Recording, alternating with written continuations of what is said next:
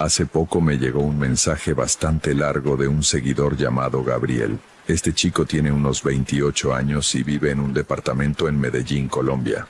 Me escribió que durante varios meses grabó algo en su departamento mientras dormía, creyendo que tenía problemas de somnambulismo. Lo que encontró en las grabaciones fue mucho peor que lo que esperaba. Si tienes curiosidad sobre lo que puede pasar cuando dejas una cámara encendida toda la noche en tu propia casa, esta es exactamente la historia que necesitas escuchar. Y si alguna vez has grabado algo en tu cuarto mientras duermes, cuéntamelo en los comentarios. Gabriel nos dio permiso de compartir todo, así que vamos a lo que pasó. Comencé a tener problemas para dormir hace 3 años. No del tipo de insomnio que todos conocen, donde simplemente no te viene el sueño. Era diferente. Yo me dormía con facilidad, pero al despertar en la mañana estaba agotado, como si no hubiera dormido nada. Mi cuerpo se sentía pesado, mi mente lenta, y tenía la sensación de que la noche me había hecho daño en vez de descanso. Un médico me dijo que probablemente tenía episodios de somnambulismo o algún otro trastorno del sueño que requería estudio. Me sugirió que grabara mis noches para observar si me movía, hablaba o hacía algo mientras dormía. Compré una cámara pequeña, de seguridad, barata, y la monté en la esquina más alta de mi habitación. Desde ahí tenía vista completa a la cama. Me aseguré de que la cámara tuviera visión nocturna activada, esa función que hace todo verde en la oscuridad. Así podía ver lo que pasaba sin necesidad de encender luces. La primera noche de grabación fue un jueves. Me duchaba, me preparaba para dormir como siempre. Me senté en la cama, encendí la cámara desde mi teléfono y apagué la luz. A la mañana siguiente revisé la grabación. La vi rápido, en fast forward, y no vi nada. Solo yo, durmiendo, sin moverme prácticamente durante toda la noche. 8 horas de sueño completo, sin episodios de somnambulismo, sin nada interesante. Lo mismo pasó la segunda noche, y la tercera, nada, solo yo durmiendo. El cuarto día, un lunes, cuando revisé la grabación, encontré algo. No fue inmediato.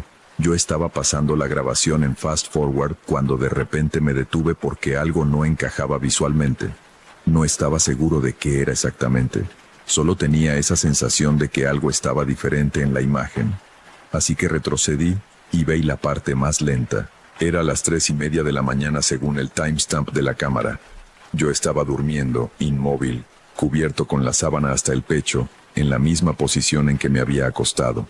Y todo parecía normal, pero entonces noté la sombra. Estaba en la esquina del cuarto, justo donde la cámara no iluminaba del todo con su luz infrarroja. Una mancha oscura que no correspondía a ningún mueble ni objeto que yo conociera de la habitación. Era la forma de una persona de pie, completamente quieta, observando la cama. Me congelé frente a la pantalla, mirando esa sombra. En la grabación, la sombra no se movió durante varios minutos. Solo estaba ahí, parada, mirando hacia donde yo dormía. Y luego, muy despacio, la sombra se acercó a la cama. Caminó hacia mí con movimientos suaves, casi delicados. Se detuvo justo al lado de la cama y se inclinó ligeramente, como si quisiera observarme de cerca, y quedó así, inclinada, durante casi 1 minuto completo. Después se fue. Caminó de vuelta a la esquina oscura y desapareció en la penumbra. En la grabación, durante todo ese tiempo, yo no me moví nada. No me desperté. No reaccioné. Como si no hubiera percibido absolutamente nada. Apagué el video y me quedé sentado en la cama mirando el techo durante varios minutos. Mi primer pensamiento fue que era un problema con la cámara, un artefacto visual de la función de visión nocturna, una sombra causada por la forma en que la luz infrarroja rebotaba en los muebles. Así me tranquilicé esa mañana. Pero esa misma noche, antes de dormir, revisé la habitación. No había nada en esa esquina que pudiera generar esa sombra. Solo una pared desnuda y una pequeña mesa con un libro encima. Seguí grabando las noches siguientes, y la sombra volvió. No volvió la noche siguiente, ni la del día después. Vino 3 noches después, un jueves de nuevo, y esta vez fue diferente. En esa grabación, la sombra apareció a las 2 de la mañana, más temprano que la primera vez. Surgió de la misma esquina oscura, la misma forma de persona, la misma quietud. Pero esta vez no solo se acercó a la cama, se sentó en el borde de mi cama, en la misma cama donde yo estaba durmiendo, y yo no me desperté. La figura se quedó sentada durante varios minutos. En la imagen verde de la visión nocturna podía ver sus contornos. No tenía rasgos claros.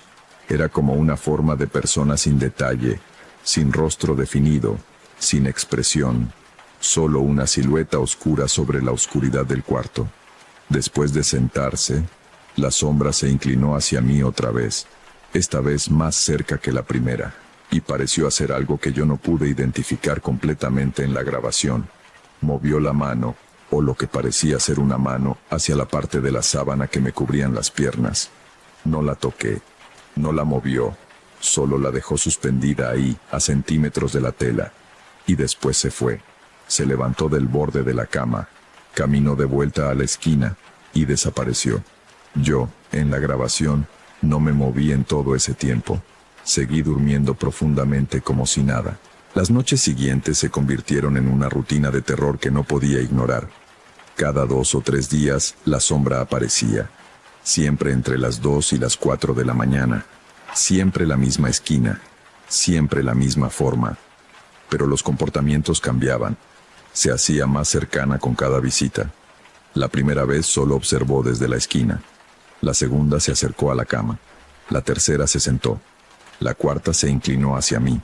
La quinta vez, la sombra se acostó a mi lado. Cuando vi esa grabación tuve que pausar el video varias veces porque no podía creer lo que estaba viendo. La figura, esa forma oscura sin rostro, se acostó en la cama, justo a mi lado, en el espacio entre yo y el borde, y quedó ahí, quieta, durante más de 20 minutos, en la misma cama, respirando, si eso podía llamarse respirar, a centímetros de mí. Lo más perturbador no fue que se acostara a mi lado, lo más perturbador fue lo que pasó después. En la grabación, después de estar acostada durante varios minutos, la sombra se movió, se giró hacia mí, y con lo que parecía ser la mano, alcanzó hacia mi rostro. No me tocó, se detuvo a centímetros de mi mejilla, solo quedó ahí, con la mano suspendida, como examinándome, como estudiándome de cerca, y entonces, en la grabación, yo me moví. Fue un movimiento pequeño. Solo giré la cabeza ligeramente, como lo hacemos cuando dormimos sin despertar realmente. Y cuando giré la cabeza, la mano de la sombra se acercó 1 centímetro más, siguiendo el movimiento. Esa misma noche, cuando llegué a la cama, decidí no dormir. Me quedé despierto, observando la esquina oscura con la cámara encendida. Quería ver si aparecía mientras yo estaba consciente. Pasaron las 2 de la mañana. Las 3. Nada. La esquina estaba vacía, la habitación estaba en silencio, solo yo y el zumbido de la cámara y el aire acondicionado. A las 4 me quedé dormido sin darte cuenta. Cuando me desperté a las 7, revisé la grabación de las últimas horas. Nunca voy a olvidar lo que vi. De las 4 a las 4:30 de la mañana, cuando me quedé dormido, la sombra apareció. Surgió de la esquina como siempre, pero esta vez no caminó hacia la cama. Se quedó de pie en el centro de la habitación mirándome. No hacia la cama, mirándome a mí, como si supiera que esa noche yo había estado despierto, como si supiera que yo la estaba buscando. Y luego, la sombra hizo algo que nunca había hecho antes. Levantó la mano y señaló hacia la cámara, directamente hacia la cámara, hacia el punto exacto donde la había montado, como indicando que sabía que estaba siendo grabada, como diciendo que yo la estaba viendo. En la grabación, después de señalar la cámara, la sombra se quedó en el mismo lugar durante varios segundos, quieta, y luego se acercó un paso más hacia la cámara, como si quisiera que yo pudiera ver su rostro más claro. Y por primera vez, en esa proximidad mayor a la luz infrarroja, pude ver algo en donde debería estar el rostro. No rasgos claros, no ojos ni boca definidos, pero sí la forma de una cara, un contorno, y en ese contorno, algo que parecía ser una expresión que no estaba enojada, ni amenazante, ni curiosa. Era una expresión de reconocimiento, como si la cosa estuviera mirándome a través de la cámara, a través del video, al futuro, cuando yo estaría sentado en mi cama revisando las grabaciones. como si en ese momento estuviera viéndome. Apagué la cámara esa misma mañana, la desmonté de la pared, la metí en un cajón y no la toqué durante una semana. Durante esa semana tuve dificultades para dormir, pero de la manera que todos conocen. No pude cerrar los ojos sin pensar en la sombra, sin imaginar que estaba en la esquina del cuarto, sin escuchar cada sonido de la noche como si fuera un paso acercándose. El séptimo día, no sé por qué, la volvió a montar. Tal vez la curiosidad fue más fuerte. Tal vez necesitaba saber si dejaba de venir cuando yo dejaba de grabar. Esa noche, a las 3 de la mañana, la sombra apareció. Estaba en la esquina, como siempre, pero esta vez no se movió hacia la cama, no se acercó, no señaló la cámara, solo se quedó de pie en la misma posición observando. Y en la grabación, mientras la sombra estaba ahí quieta, algo más pasó. Algo que no tenía que ver con la sombra. En la pared detrás de la cama, la pared que yo miraba cuando me acostaba boca arriba, apareció un texto. No lo vi en tiempo real porque estaba durmiendo. Solo lo vi al revisar la grabación. Un texto escrito en la pared, visible solo bajo la luz infrarroja de la cámara, que no estaba ahí cuando yo me acosté. Era una frase, corta, clara, escrita con algo oscuro, como un marcador o tiza oscura, en letras grandes y temblorosas. Decía, déjame entrar. La sombra se quedó ahí hasta las 4 de la mañana. Después desapareció. El texto desapareció con ella. A la mañana siguiente la pared estaba limpia, sin rastro de lo que había visto en la grabación. Eso fue hace 2 meses. Desde entonces he seguido grabando cada noche.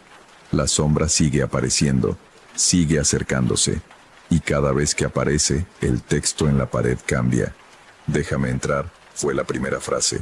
La segunda fue, ya me conoces. La tercera fue, no necesitas miedo. La cuarta fue, solo abre la puerta. No sé a qué puerta se refiere. No hay ninguna puerta en esa pared, solo pared. Pero anoche, cuando revisé la grabación de la madrugada, el texto había cambiado de nuevo. Esta vez no había frase, solo una palabra. Gracias. Y la sombra no estaba en la esquina. No estaba en la habitación. No estaba en ningún lugar visible de la grabación. Y esa mañana, cuando me desperté, la sensación de no estar solo en la habitación, esa sensación que había tenido durante meses solo mientras dormía, la sentí por primera vez despierto. No es que vea la sombra, no la veo, pero la siento, en la habitación, cerca, como si la línea entre estar dormido y estar despierto dejara de importarle. No sé qué significa gracias. No sé si dejó de pedir permiso porque ya lo tiene. Solo sé que desde esa mañana, el aire en mi habitación se siente diferente. Más pesado, más denso. Como si hubiera alguien más en el espacio que antes era solo mío. La cámara sigue grabando. Cada noche. Pero cada vez me cuesta más revisar las grabaciones en la mañana. Porque parte de mí tiene miedo de lo que va a encontrar. Y otra parte tiene miedo de lo que ya encontró. Así termina lo que me envió Gabriel. Me dijo que sigue viviendo en ese departamento, que no se ha mudado, aunque no puede explicar por qué. Dice que cada mañana es un juego mental entre él y lo que está en esa habitación. Es una de las pocas historias que me han dejado verdaderamente incómodo después de leerla, porque hay algo en la idea de que algo te observa mientras duermes, sin que lo sepas, sin que puedas hacer nada, que es difícil de sacudir de la cabeza.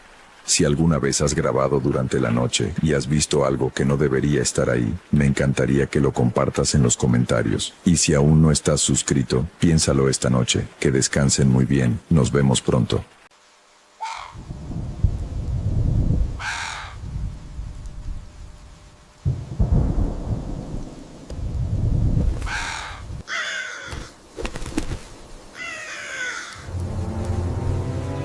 Permítame contarles algo.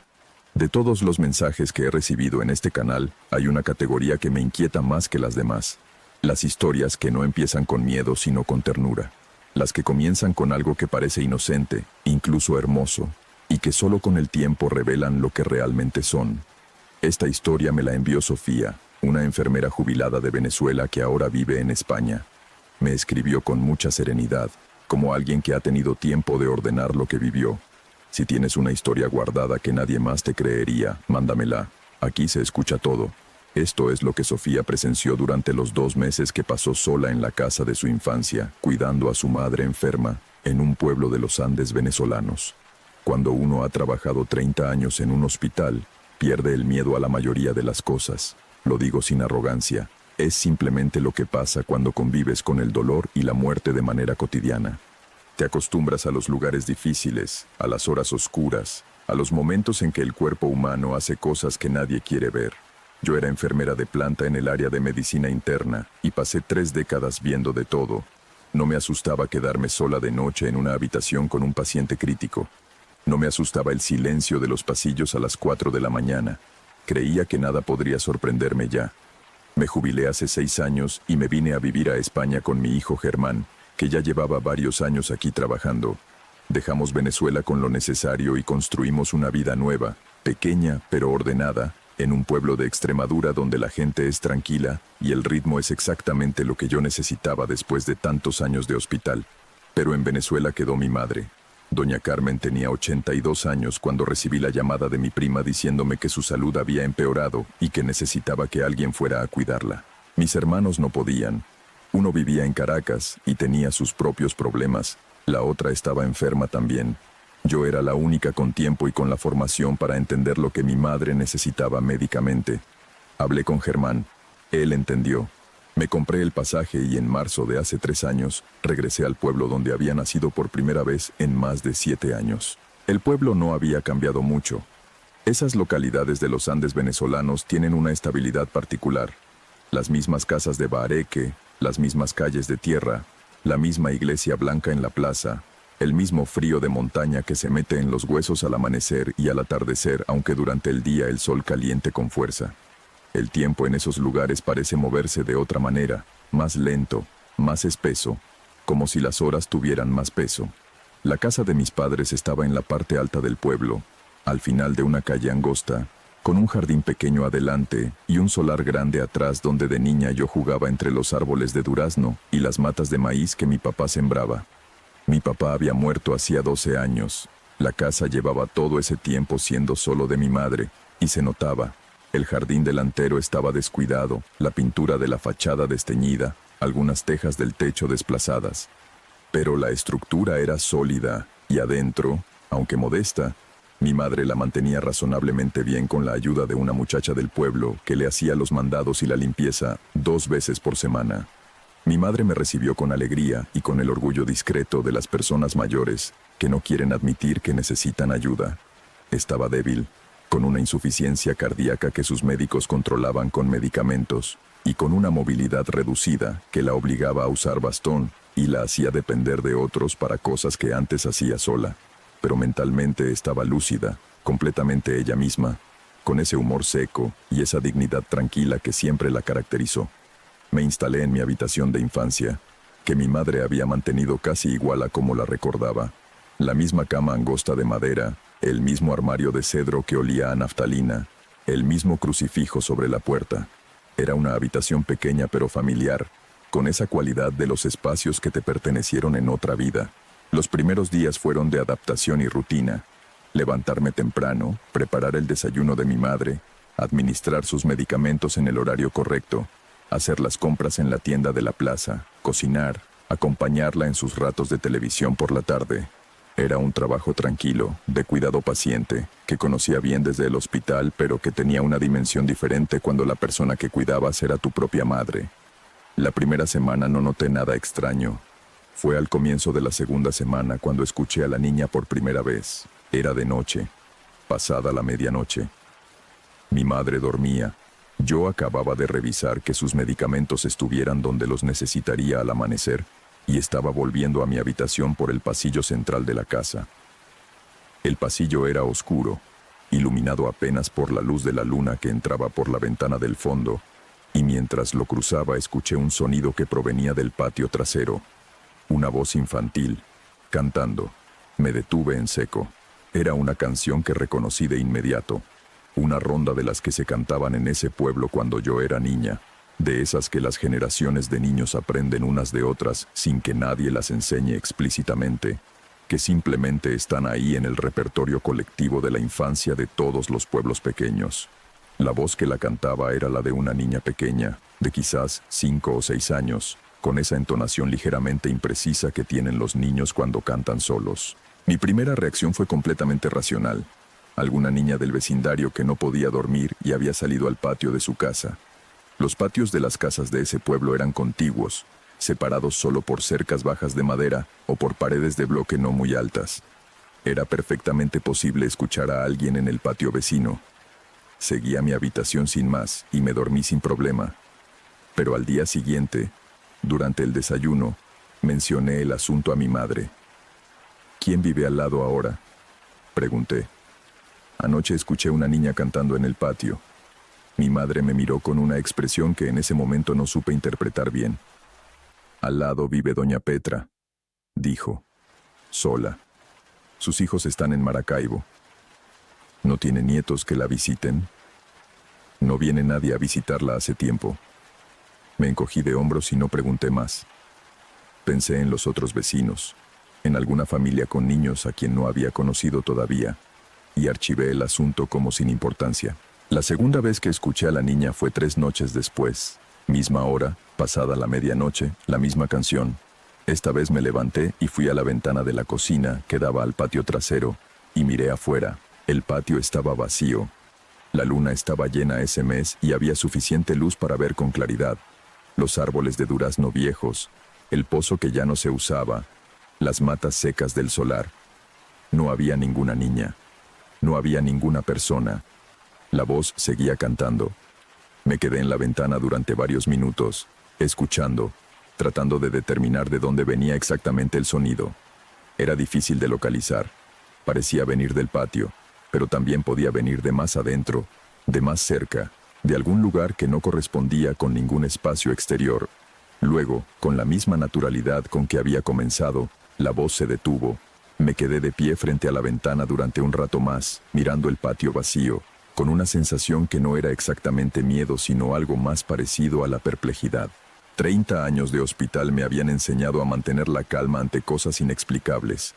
Cuando uno ha visto lo que pasa en los cuerpos humanos al límite de la vida, desarrolla una capacidad para estar presente ante lo desconocido sin colapsar.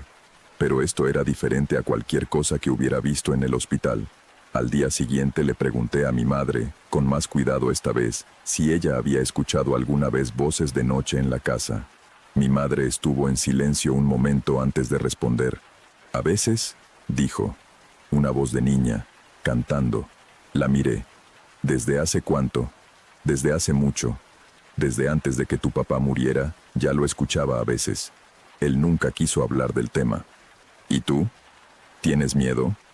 Mi madre me miró con la tranquilidad de alguien que ha vivido lo suficiente como para haber hecho las paces con la mayoría de las cosas. Ya me acostumbré, dijo. Canta y se va. Nunca ha pasado nada más. Le pedí que me contara todo lo que recordaba. Mi madre, con esa parsimonia suya para contar las cosas, me fue dando detalles durante los días siguientes, en retazos, cuando le venía ganas de hablar, que la voz sonaba siempre de noche, casi siempre pasada la medianoche, nunca más de unos minutos, que siempre cantaba la misma canción, que ella había preguntado una vez al padre Mateo, el sacerdote del pueblo, y él le había dicho que rezara y que no prestara atención. ¿Y eso fue todo lo que te dijo?, pregunté. Me dijo también que esa casa es muy vieja y que las casas viejas guardan cosas. Le pregunté qué cosas. Mi madre se encogió de hombros con ese gesto suyo que significaba que había temas que era mejor no hurgar demasiado. Pasó otra semana sin que yo escuchara nada. Empecé a pensar que quizás el sonido tenía alguna explicación acústica que yo no había identificado. El viento en los árboles del patio, algún animal pequeño, algo estructural en las paredes viejas de la casa. Me lo repetí varias veces con más convicción de la que realmente sentía. Entonces la vi. Era un martes. Mi madre había tenido un día difícil, con la tensión alta y un cansancio que la había llevado a la cama antes de las 8 de la noche. Yo me quedé en la sala haciendo algo en el teléfono, con la luz de la lámpara de mesa encendida, en el silencio tranquilo de la casa dormida. A las 10:30, sin ningún sonido previo que me anunciara nada, levanté los ojos del teléfono y la vi. Estaba de pie en el umbral del pasillo, a unos 4 metros de donde yo estaba sentada. Era una niña de quizás 6 años, con un vestido oscuro que parecía de otra época, el pelo largo suelto sobre los hombros y los pies descalzos sobre el piso de baldosa. Me miraba con una expresión que no era la expresión de los niños, demasiado quieta, demasiado fija, sin la movilidad natural del rostro infantil.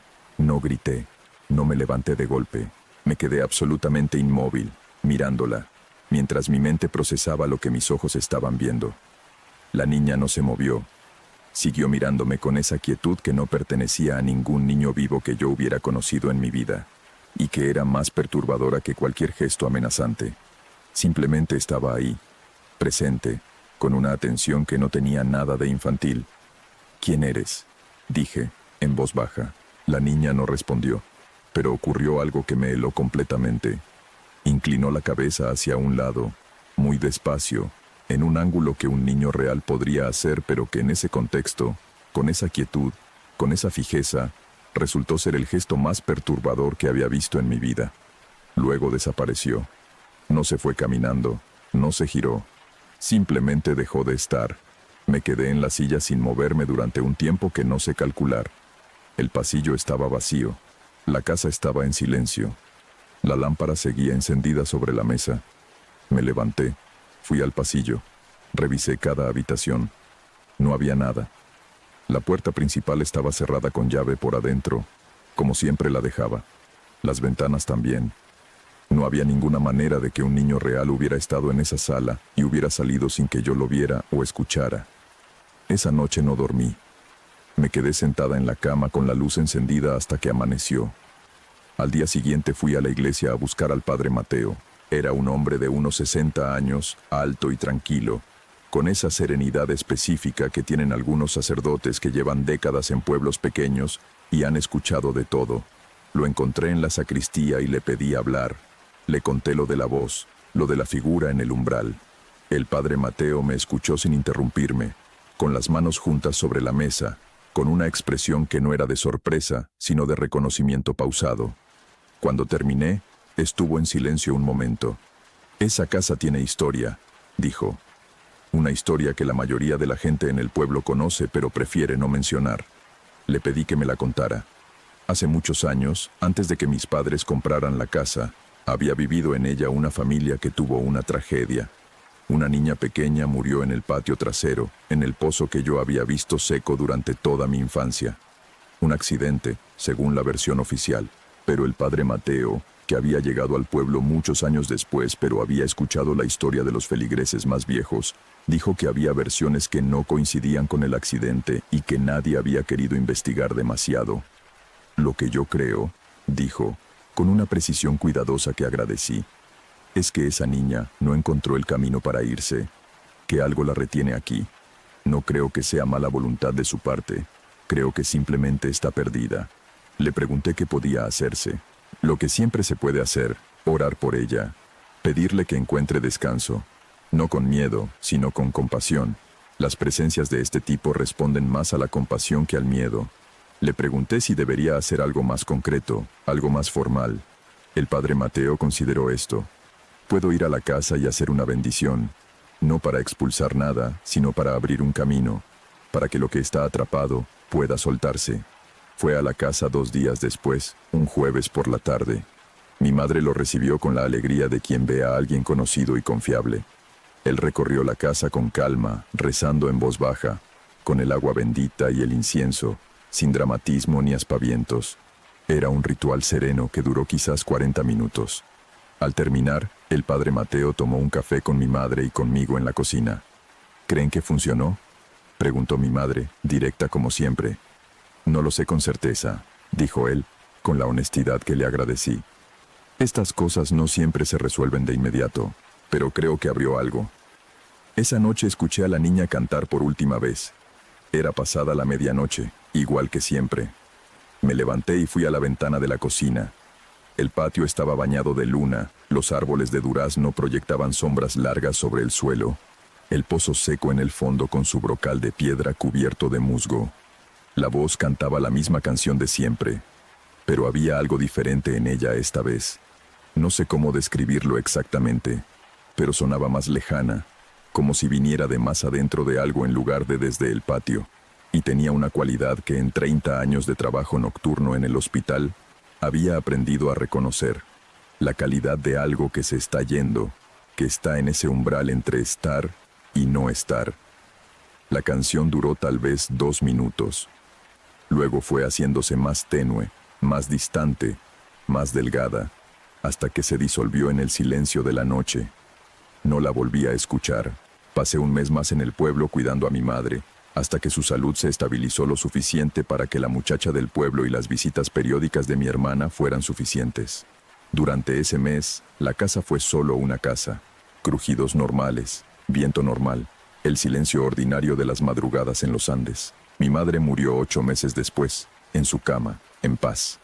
Yo no pude estar ahí en ese momento porque el viaje desde España era largo y no llegué a tiempo. Pero Germán voló conmigo para el velorio y juntos pasamos unos días en el pueblo cerrando cosas, organizando papeles, decidiendo qué hacer con la casa. La noche antes de irnos, solo, me senté en la sala donde había visto a la niña en el umbral. La misma silla, la misma lámpara, el mismo pasillo oscuro al fondo. No había nada ahí, solo la casa vacía, con ese silencio particular que tienen las casas cuando la persona que las habitó ya no está. Me quedé un rato largo ahí sentada pensando en mi madre, en la niña que cantaba de noche, en el padre Mateo y su bendición, en ese pozo seco del patio donde ocurrió algo que nadie quiso investigar demasiado, pensando en todas las historias que quedan sin contarse en las casas viejas, en las presencias que se quedan porque nadie les dijo que podían irse. Antes de apagar la lámpara y levantarme, dije en voz alta, en el silencio de la sala vacía, lo que el padre Mateo me había sugerido: que encontrara descanso, que ya podía irse. No sé si sirvió de algo. No sé si lo que estaba ahí seguía ahí, o ya había encontrado su camino antes de esa noche. Pero decirlo se sintió correcto, de la misma manera que ciertas cosas se sienten correctas, aunque no tengan una explicación racional que las justifique. Vendimos la casa el año siguiente. La compró una familia joven del pueblo con 2 hijos pequeños. No les dije nada de lo que había experimentado. No sé si eso estuvo bien o mal. Tal vez la niña ya se había ido. Tal vez simplemente necesitaba que alguien le abriera la puerta. Eso espero. Ahí termina lo que Sofía quiso compartir. Me escribió al final que sigue pensando en esa niña de vez en cuando, especialmente de noche, cuando el silencio del pueblo de Extremadura donde vive ahora se parece un poco al silencio de los Andes. Dice que ya no le tiene miedo a esos pensamientos, que a veces las cosas que nos siguen no quieren hacernos daño, solo quieren que alguien las recuerde. Me parece una de las conclusiones más humanas que he leído en mucho tiempo. Si tienes una historia que merece ser escuchada, escríbeme. Que tengas una buena noche y cuídate mucho.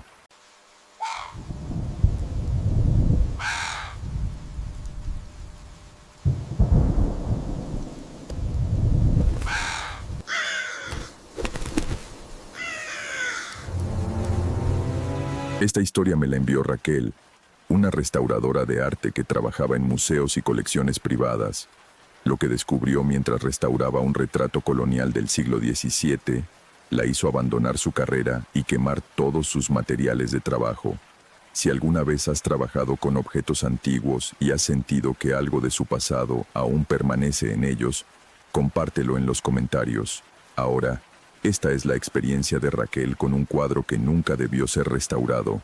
Mi nombre es Raquel y durante 12 años trabajé como restauradora de arte especializada en pintura colonial latinoamericana. Era un trabajo que amaba profundamente. Había algo mágico en devolverle la vida a obras de arte que habían sido olvidadas durante siglos, en revelar colores y detalles que nadie había visto en generaciones. Pero eso fue antes del retrato de Sor Inés, antes de entender que algunos trabajos de restauración no deberían hacerse nunca, antes de aprender que hay cosas pintadas en lienzo que es mejor dejar ocultas bajo capas de barniz y suciedad. Todo comenzó cuando el director del Museo de Arte Colonial de Quito, Ecuador, me contactó sobre un proyecto especial. Habían adquirido recientemente un retrato del siglo XVII de una monja, supuestamente pintado por uno de los maestros de la escuela quiteña. La pintura estaba en condiciones terribles, casi irreconocible bajo siglos de mugre, barniz oxidado y daño por humedad. «Es una oportunidad única, Raquel», me dijo el director por videollamada. «Si puedes restaurar esto exitosamente, sería un descubrimiento importante para la historia del arte colonial, y por supuesto, la compensación sería generosa». Acepté sin pensarlo mucho. Había restaurado docenas de pinturas coloniales antes. Este trabajo no parecía diferente. El cuadro llegó a mi taller en Ciudad de México 2 semanas después, embalado cuidadosamente en múltiples capas de protección. Cuando finalmente lo desempaqué y lo coloqué en mi caballete bajo las luces brillantes de trabajo, pude apreciar la magnitud del desafío. La pintura medía aproximadamente 1 metro por 80 centímetros. Mostraba a una monja de pie, vestida con el hábito negro y blanco de las monjas concepcionistas. Sus manos estaban juntas en oración, y su rostro, bueno, su rostro era apenas visible bajo la suciedad acumulada. Solo podía distinguir el contorno básico de los rasgos. En la esquina inferior derecha había una inscripción apenas legible: Sor Inés de la Santísima Trinidad, 1687. Nada más. Sin nombre del artista, sin más contexto. Comencé el proceso de restauración como siempre lo hacía. Primero, documentación fotográfica extensiva del estado actual. Luego, análisis de la composición del barniz y la pintura usando luz ultravioleta y tomas de rayos X. Los rayos X revelaron algo interesante. Había otra pintura debajo, un pentimento como se llama en el mundo del arte. El artista había cambiado de opinión sobre la composición original y había pintado encima. Esto no era inusual. Los artistas coloniales a menudo reutilizaban lienzos o cambiaban sus obras durante el proceso. Pero había algo extraño en este pentimento. La figura debajo parecía estar en una posición completamente diferente, casi como si estuviera gritando. Descarté la observación. Los rayos X podían ser engañosos, mostrando sombras y formas que no eran realmente lo que parecían. Comencé la limpieza. Este era siempre el proceso más delicado y gratificante. Usando solventes especializados y bastoncillos de algodón, removía cuidadosamente las capas de suciedad y barniz oxidado, revelando los colores originales debajo. Las primeras sesiones fueron normales. Trabajaba en secciones pequeñas, documentando cada paso. Limpié primero el fondo, revelando un interior de convento bellamente pintado con arcos de piedra y una ventana que mostraba un cielo azul oscuro. Luego pasé al hábito de la monja. Los negros profundos emergieron, ricos y aterciopelados. Los blancos eran brillantes, casi luminosos. El artista claramente había sido un maestro en el manejo de la luz y la sombra, pero fue cuando comencé a limpiar el rostro que las cosas empezaron a ponerse extrañas. El primer indicio de que algo estaba mal fue un olor. A medida que removía las capas de barniz del área del rostro, un olor dulzón y enfermizo comenzó a emanar del lienzo. No era el olor típico de pinturas viejas o solventes. Era orgánico, casi como carne en descomposición, pero muy débil. Pensé que tal vez el lienzo había desarrollado moho en algún momento. Tomé muestras para análisis, pero los resultados volvieron negativos. No había presencia biológica activa. El olor no tenía explicación. Continué trabajando, aunque el olor me ponía incómoda. Limpié cuidadosamente la frente de la monja, luego sus ojos, y cuando finalmente revelé su rostro completo, tuve que detenerme. No era un rostro pacífico o piadoso como esperarías de un retrato de monja. Los ojos estaban abiertos demasiado, los blancos demasiado visibles, dándole una expresión de terror o locura. La boca estaba ligeramente abierta, como si estuviera a punto de gritar, y había algo en la pincelada, en la forma en que el artista había capturado cada detalle, que hacía que el rostro pareciera casi vivo. Pero lo más perturbador eran los ojos. Parecían seguirte. No importaba desde qué ángulo miraras el cuadro, Sor Inés te estaba mirando directamente. Es un efecto que algunos pintores maestros lograban intencionalmente, pero nunca había visto uno tan pronunciado, tan inquietante. Tomé un descanso, necesitando alejarme del cuadro. Preparé té y me senté en mi pequeña área de descanso, intentando sacudirme la sensación de incomodidad. Era solo una pintura, me recordé. Un objeto inanimado. La sensación de que me observaba era solo mi imaginación trabajando horas extras. Cuando regresé al taller, el cuadro estaba diferente. No físicamente diferente, no de ninguna forma que pudiera documentar o probar. Pero la sensación en la habitación había cambiado. El aire se sentía más pesado, más frío, y juro que la expresión en el rostro de Sor Inés era ligeramente diferente, más consciente. Me dije que estaba siendo ridícula. Demasiadas horas mirando fijamente la misma imagen pueden hacer que tu cerebro vea cosas que no están allí. Continué con la restauración. Durante las siguientes semanas, trabajé en consolidar áreas donde la pintura se estaba desprendiendo, en reparar pequeños desgarros en el lienzo, en remover manchas de humedad. El trabajo era técnicamente exitoso. El cuadro estaba transformándose, revelando la maestría del artista original. Pero cada día, el ambiente en mi taller empeoraba. Comencé a tener dificultades para concentrarme.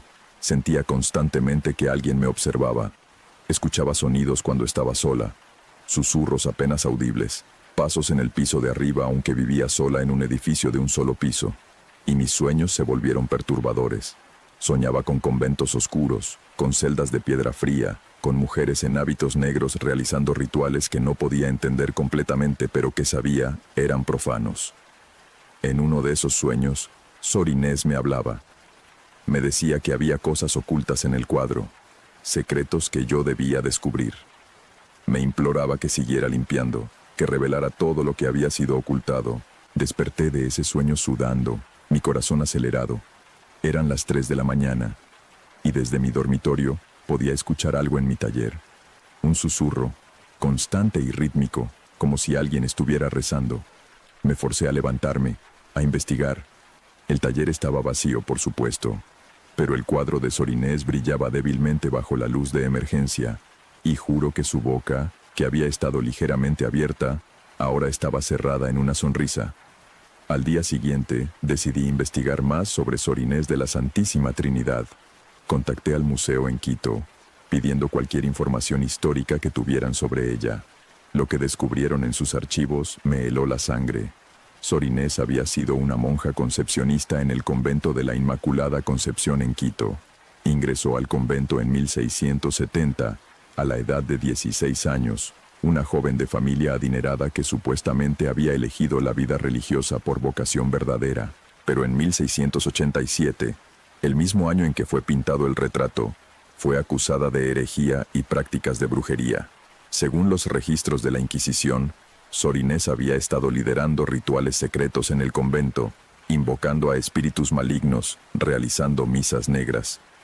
Varias monjas jóvenes testificaron contra ella, describiendo ceremonias nocturnas en las que Sor Inés supuestamente hacía pactos con el demonio. Fue juzgada, condenada y ejecutada. Pero aquí estaba la parte que me hizo temblar. Antes de morir, Sor Inés juró que encontraría una forma de regresar. Prometió que su espíritu permanecería en el mundo, esperando la oportunidad de completar el trabajo que había comenzado. Y el retrato había sido encargado justo antes de su arresto. Se creía que había sido destruido junto con todas sus pertenencias personales. ¿Cómo había sobrevivido? ¿Y por qué alguien había querido preservar la imagen de una bruja condenada? Seguí leyendo los documentos. Había una nota final, agregada años después por un sacerdote que había investigado el caso. Mencionaba que el artista que pintó el retrato, un hombre llamado Miguel de Santiago, había reportado experiencias extrañas durante y después de las sesiones de pintura. Decía que Sor Inés le había pedido que incorporara símbolos específicos en la pintura, ocultos de forma que solo alguien que supiera qué buscar podría encontrarlos. El sacerdote sospechaba que el retrato en sí era parte de algún ritual, que Sor Inés había usado las sesiones de pintura para vincular su esencia a la obra. Recomendaba que el cuadro fuera destruido, pero aparentemente su recomendación nunca fue seguida. Cerré los documentos con manos temblorosas. Estaba restaurando algo que nunca debió ser preservado. Una obra de arte que era también un artefacto de magia negra, una prisión o un ancla para algo oscuro. Debería haber detenido la restauración inmediatamente. Debería haber devuelto el cuadro al museo y dejado que ellos decidieran qué hacer con él. Pero una parte de mí, la parte profesional y curiosa, necesitaba terminar. Necesitaba ver el cuadro completo, revelar todos los secretos que contenía. Esa noche trabajé hasta tarde. Impulsada por una compulsión que no podía explicar completamente, limpié las últimas áreas que quedaban. Las manos de Sor Inés, el crucifijo que sostenía, los pliegues finales de su hábito. Y fue en esos pliegues donde los encontré. Los símbolos, ocultos en las sombras del hábito negro, pintados con una precisión que solo era visible bajo luz directa e intensa.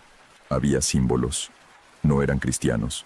Eran sigilos de magia ceremonial, círculos de invocación, sellos demoníacos que reconocí de mis estudios de historia del arte sobre iconografía oculta. Cada pliegue de la tela contenía uno. Había docenas de ellos, una red compleja de símbolos que, vistos todos juntos, formaban algo más grande.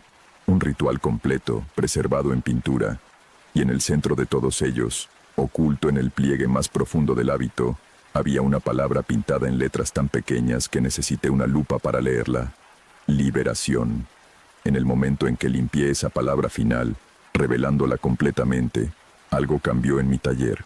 La temperatura bajó drásticamente. Mi aliento se volvió visible. Las luces parpadearon y se atenuaron. Y el cuadro comenzó a brillar. No era una ilusión. Una luz pálida y enfermiza emanaba del lienzo, concentrada en los símbolos que había revelado. Pulsaba como un latido, cada pulso más fuerte que el anterior.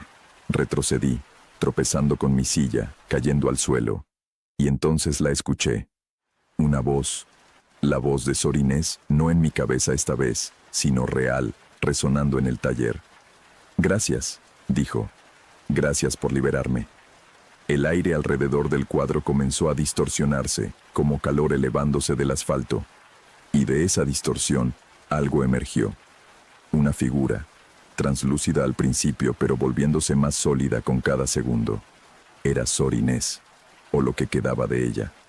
Vestía el mismo hábito del retrato, pero su piel era pálida, casi gris. Sus ojos eran completamente negros, sin blanco visible. Y cuando sonrió, sus dientes eran afilados, demasiado numerosos para una boca humana normal.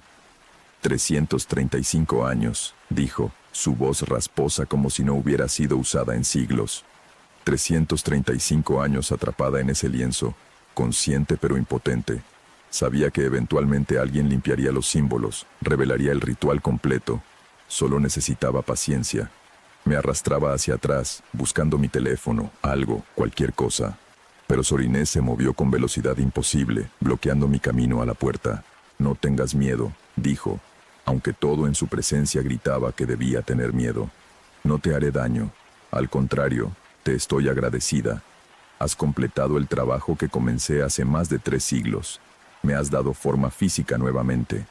«¿Qué eres?», logré preguntar, mi voz apenas un susurro. «Soy lo que siempre fui, una buscadora de conocimiento prohibido, una que hizo pactos con poderes que la iglesia temía. Me condenaron, me ejecutaron, pero antes de morir, encontré una forma de preservarme. Convencí al artista de crear este retrato, de incorporar los símbolos que vincularían mi esencia a la pintura, pero necesitaba que todos los símbolos fueran visibles para que el ritual se completara. Durante siglos estuvieron ocultos bajo capas de mugre, hasta que tú viniste. Puedo volver a cubrirlos», dije desesperadamente. «Puedo revertir todo lo que hice». Sor Inés se rió, un sonido que no tenía nada de humor. «Demasiado tarde. El sello está roto. El ritual está completo. Soy libre». Se acercó a una ventana, mirando hacia la Ciudad de México que se extendía más allá. Un mundo nuevo, tan diferente del que dejé. Tantas almas, tantas oportunidades. El trabajo que comencé en ese convento puede continuar ahora, expandirse más allá de lo que jamás imaginé. «¿Qué trabajo?», pregunté, aunque parte de mí no quería saber. «Abrir puertas, derribar el velo entre mundos, traer a través de esas puertas a aquellos con quienes hice pactos. Ellos me dieron poder entonces, y a cambio, prometí prepararles un camino a este mundo. Esa promesa aún está vigente». Me puse de pie con piernas temblorosas. «No puedo dejarte hacer eso». Sor Inés se giró hacia mí, su expresión casi de lástima. «No tienes opción, pero te haré una oferta. Únete a mí. Tienes talento, sensibilidad a lo oculto que ni siquiera reconoces completamente. Podría enseñarte, como intenté enseñar a las monjas en mi tiempo. Podríamos hacer grandes cosas juntas. Nunca. Entonces, simplemente te dejaré con tu vida, por la gratitud que siento hacia ti. Pero no intentes detenerme ni advertir a otros. No funcionará. Y si lo intentas... Su forma se volvió momentáneamente más oscura, más amenazante. Recuerda que sé dónde vives, dónde trabajas, a quién amas. La libertad que me diste viene con responsabilidades. Y con eso se desvaneció. No caminó hacia la puerta ni desapareció gradualmente. Simplemente dejó de estar allí, como si nunca hubiera existido excepto por el frío persistente en el aire y el cuadro que aún brillaba débilmente en mi caballete. Me quedé sola en mi taller, temblando, llorando, tratando de procesar lo que acababa de suceder. Había liberado algo antiguo y malévolo, y no sabía qué hacer al respecto. Llamé al museo en Quito. Les dije que hubo un accidente durante la restauración, que el cuadro estaba dañado irreparablemente. Mentí diciendo que un incendio en mi taller lo había destruido completamente. Luego quemé el lienzo.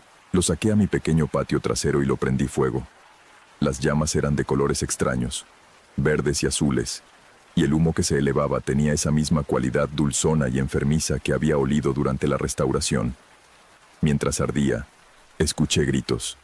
No gritos humanos, sino algo más profundo, más antiguo, pero no me detuve. Dejé que se consumiera completamente hasta que solo quedaron cenizas. No sé si eso hizo alguna diferencia. Sor Inés ya estaba libre. Quemar el cuadro probablemente no la devolvió a su prisión, pero al menos destruí el portal, el ancla que la conectaba a ese objeto físico. Renuncié a la restauración. No podía continuar, no después de entender que algunos objetos antiguos no son simplemente arte o artefactos históricos. Son prisiones, son trampas, son sellos que mantienen contenidas cosas que no deberían ser liberadas. Durante los siguientes meses, busqué obsesivamente noticias de eventos extraños, rituales, cualquier cosa que pudiera indicar que Sor Inés estaba cumpliendo su promesa. Encontré algunas cosas inquietantes. Un aumento en actividad de cultos en Ciudad de México, reportes de rituales en lugares abandonados, algunas desapariciones inexplicables, pero nada concluyente, nada que pudiera llevar definitivamente a las autoridades sin parecer loca. Y luego, hace 3 meses, recibí un paquete. No tenía remitente. Dentro había una fotografía antigua, tomada en el siglo XIX según el estilo. Mostraba un grupo de mujeres vestidas de negro, paradas frente a un edificio que reconocí como mi taller. Todas las mujeres tenían rostros borrosos, excepto una en el centro. Sor Inés, clara como el día, mirando directamente a la cámara, o más bien, directamente a mí a través del tiempo. En la parte de atrás de la fotografía, escrito con tinta que parecía muy fresca, había un mensaje.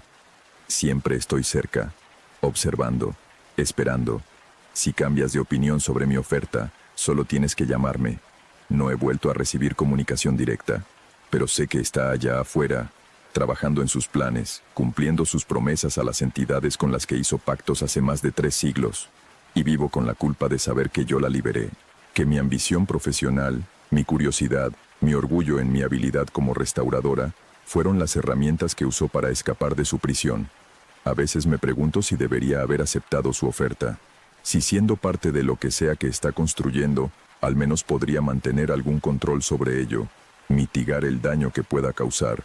Pero entonces, recuerdo esos ojos completamente negros, esos dientes afilados, la oscuridad que emanaba de ella como un aura palpable.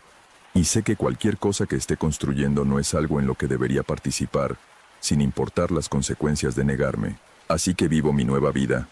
Doy clases de arte en una escuela secundaria. Simple, seguro, lejos de pinturas coloniales y secretos ocultos en capas de barniz. Pero cada noche, antes de dormir, reviso las noticias, buscando señales, esperando el día en que las puertas que Sor Inés prometió abrir finalmente se abran completamente. Y cuando ese día llegue, no sé qué haré. Si huir más lejos, si intentar luchar, o si simplemente aceptar que este es el mundo que ayudé a crear cuando limpié ese último símbolo y completé el ritual que había esperado 335 años para ser terminado. El cuadro ya no existe, pero Sor Inés sí. Y en algún lugar de esta ciudad, en algún lugar de este mundo, está trabajando, esperando, construyendo Y yo soy la única que sabe la verdad completa, la única que podría advertir al mundo, si alguien me creyera. Pero ¿quién creería una historia sobre una monja del siglo XVII que usó un retrato como prisión y ancla para su alma? ¿Quién tomaría en serio las advertencias de una restauradora que dice haber liberado accidentalmente a una bruja condenada por la Inquisición? Nadie. Y Sor Inés lo sabe. Es parte de por qué me dejó vivir. Porque mi silencio, mi incredulidad forzada, es más útil para ella que mi muerte.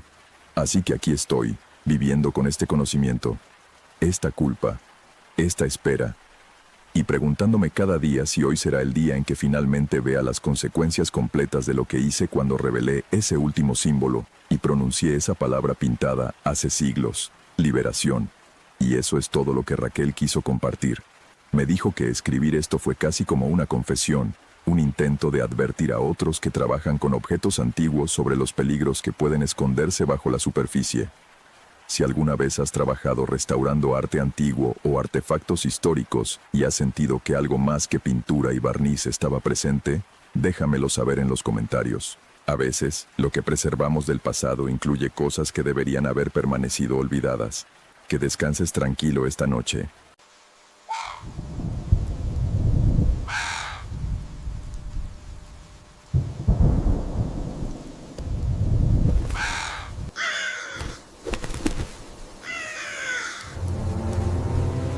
Recibí este testimonio de una seguidora llamada Carmen, y desde que lo leí, no he podido dejar de pensar en él. Si tú también has experimentado algo que no puedes explicar, me encantaría que lo compartieras en los comentarios. Ahora bien, lo que Carmen vivió sucedió cuando tenía 19 años y trabajaba como niñera en una casa antigua del centro de la ciudad. Era un trabajo sencillo, o eso pensaba ella. Pero hay casas que guardan secretos, y algunos de esos secretos no quieren permanecer ocultos. Esta es su historia. Nunca pensé que cuidar niños pudiera convertirse en la experiencia más aterradora de mi vida. Todo comenzó en septiembre del 2017. Acababa de empezar la universidad y necesitaba dinero para pagar mis libros y ayudar en casa. Vi un anuncio en el tablón de la facultad. Se busca niñera responsable para cuidar niña de 6 años. Lunes a viernes, 3 p.m. a 9 p.m. Excelente paga. El teléfono de contacto estaba escrito en papelitos desprendibles en la parte inferior. Llamé esa misma tarde. Una mujer llamada Beatriz contestó. Su voz sonaba cansada, casi desesperada. Me hizo pocas preguntas. Si tenía experiencia con niños, si podía empezar de inmediato, si me molestaban las casas viejas. Esa última pregunta me pareció extraña, pero dije que no había problema. Perfecto, dijo con un suspiro de alivio. ¿Puedes venir mañana para conocer a mi hija? Al día siguiente llegué a la dirección que me había dado. La casa estaba en el centro histórico, una construcción colonial de 2 plantas con balcones de hierro forjado y una fachada que alguna vez fue blanca pero ahora era de un gris sucio. La pintura se descascaraba en placas grandes, revelando capas de colores anteriores, azul, amarillo, rojo. Toqué el timbre y esperé. La puerta se abrió y apareció Beatriz. Era una mujer de unos 40 años, delgada hasta los huesos, con ojeras profundas y el cabello recogido en un moño desprolijo. Vestía ropa de oficina arrugada, como si hubiera dormido con ella puesta. Carmen, gracias por venir. Pasa, pasa. El interior de la casa era opresivo. Esa es la única palabra que se me ocurre. Los techos eran altísimos, con vigas de madera oscura. Las paredes estaban cubiertas de papel tapiz antiguo con un patrón de flores que se había desteñido hasta volverse casi fantasmal. Había muebles pesados de caoba, cortinas gruesas que bloqueaban la mayor parte de la luz natural, y un olor persistente a humedad y algo más, algo dulzón y enfermizo que no pude identificar. La casa tiene más de 150 años, explicó Beatriz mientras me guiaba por el pasillo. Fue de mis abuelos, luego de mis padres, y ahora es mía. Necesita reparaciones que no puedo costear, pero es lo único que tengo. Llegamos a la sala. Una niña pequeña estaba sentada en el suelo jugando con una muñeca antigua de porcelana. Tenía el cabello negro y lacio, la piel muy pálida, y los ojos más grandes y oscuros que he visto en un niño. Lucía, ella es Carmen, va a cuidarte mientras mamá trabaja. La niña me miró sin sonreír, sin decir nada. Solo me observó con esos ojos enormes durante un largo momento que me hizo sentir incómoda. «Hola, Lucía», dije con mi mejor voz amigable. «Me gusta tu muñeca. Se llama Valentina», respondió finalmente con una voz pequeña y seria. «Tiene 120 años. Vivía aquí antes que yo». Beatriz rió nerviosamente. «Lucía tiene una imaginación muy activa. A veces dice cosas extrañas». «Todos los niños lo hacen», dije, aunque algo en la forma en que Lucía sostenía esa muñeca me inquietaba. Beatriz me explicó las reglas básicas: prepararle la cena a Lucía, ayudarla con la tarea, asegurarme de que se bañara y estuviera en la cama a las 8:30. Nada complicado. Me pagaría semanalmente, en efectivo, y podía irme en cuanto ella llegara del trabajo, generalmente alrededor de las 9. «Hay solo una cosa más», agregó, bajando la voz aunque Lucía estaba lo suficientemente lejos como para no escuchar. «A veces Lucía dice que ve cosas, personas que no están ahí. Es solo su imaginación, pero puede ser perturbador. No le hagas mucho caso». Debí haberlo tomado como una advertencia. Debí haberme ido en ese momento, pero necesitaba el dinero. «Entiendo», dije, «no hay problema». Empecé a trabajar al lunes siguiente. Los primeros días fueron normales, o relativamente normales. Lucía era una niña callada, obediente, pero extrañamente madura para sus 6 años. No jugaba como otros niños, no corría, no reía, no hacía ruido. Se sentaba en la sala con su muñeca Valentina y mantenía conversaciones en voz baja que yo no podía escuchar completamente. La casa en sí era el verdadero problema. Durante el día, con algo de luz natural filtrándose por las ventanas, era simplemente vieja y descuidada. Pero cuando comenzaba a oscurecer, algo cambiaba. Las sombras se volvían más densas, los rincones más oscuros. Los pisos de madera crujían constantemente, como si alguien estuviera caminando en las habitaciones de arriba, aunque Lucía y yo estábamos en la planta baja. «¿Quién vive arriba?», le pregunté a Lucía el tercer día. «Nadie», respondió sin levantar la vista de su muñeca. «Mamá mantiene esas habitaciones cerradas». «¿Por qué?», finalmente me miró. «Porque ellos están ahí». «¿Ellos?». «Las personas que vivían antes. Algunos todavía no se han ido». Sentí un escalofrío recorrer mi espalda. «Lucía, eso es solo tu imaginación». «¿Tú crees?», dijo ladeando la cabeza. «Entonces, ¿quién camina por el pasillo todas las noches?». No supe qué responder. Esa noche, después de acostar a Lucía, me quedé en la sala esperando a Beatriz. La casa estaba en silencio, pero no era un silencio cómodo. Era el tipo de silencio que parece estar esperando algo, que se siente lleno, aunque esté sola. Entonces lo escuché. Pasos, lentos, deliberados, en el piso de arriba, caminando por el pasillo, deteniéndose, continuando. Me quedé congelada en el sofá, mirando al techo. Los pasos recorrieron toda la longitud del pasillo superior y se detuvieron justo encima de donde yo estaba. Mi corazón latía tan fuerte que podía escucharlo en mis oídos. Los pasos no continuaron, pero podía sentir algo arriba, una presencia, esperando. Cuando Beatriz llegó, le conté lo que había escuchado. Ella suspiró frotándose los ojos. «Son las tuberías, o la madera que se expande por los cambios de temperatura. Esta casa hace 1000 ruidos». Sonaban exactamente como pasos. Lo sé, me pasaba lo mismo cuando me mudé aquí después de que murieron mis padres. Te acostumbras. Pero la forma en que lo dijo, sin mirarme a los ojos, me hizo pensar que ella tampoco se había acostumbrado realmente. Seguí trabajando porque, insisto, necesitaba el dinero. Pero cada día me sentía más incómoda. Lucía comenzó a hablar más sobre ellos, las personas que vivían en la casa. «La señora del vestido azul está triste hoy», me dijo un miércoles mientras cenábamos. «Está parada junto a la ventana del segundo piso, mirando la calle. Lucía, no hay nadie ahí arriba. Tú no puedes verla, pero ella está ahí, siempre está ahí». «¿Qué más ves?», pregunté, entre fascinada y aterrada. «Veo al hombre del sombrero negro. A veces está en el sótano, a veces en la cocina. Nunca habla, solo mira. y veo a los niños. ¿Niños? 3 niños.